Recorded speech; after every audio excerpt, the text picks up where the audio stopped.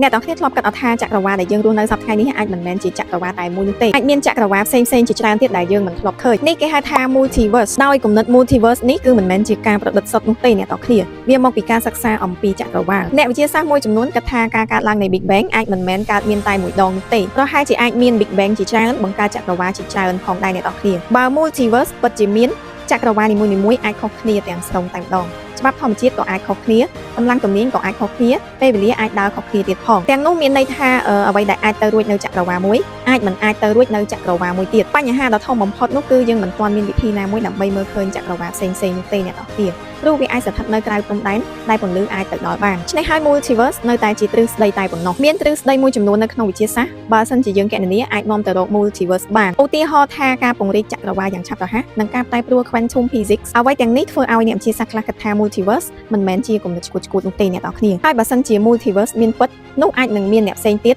ដែលរស់នៅក្នុងចក្រវាឡផ្សេងៗដែរហើយប្រហែលជាមានផែនដីផ្សេងៗមានអ្នកដូចយើងឬខុសពីយើងទាំងស្រុងហើយសំណួរដ៏ធំបំផុតនោះគឺតើថ្ងៃណាមួយយើងអាចរកឃើញវាដែរឬទេអ្នកទាំងគ្នាគិតយ៉ាងម៉េចដែរសូមខមមិននៅខាងក្រោមវីដេអូនេះសូមកុំភ្លេចជួយ follow និង subscribe បើសិនជាអ្នកទាំងគ្នាចង់ដឹងរឿងរ៉ាវជុំវិញពិភពលោក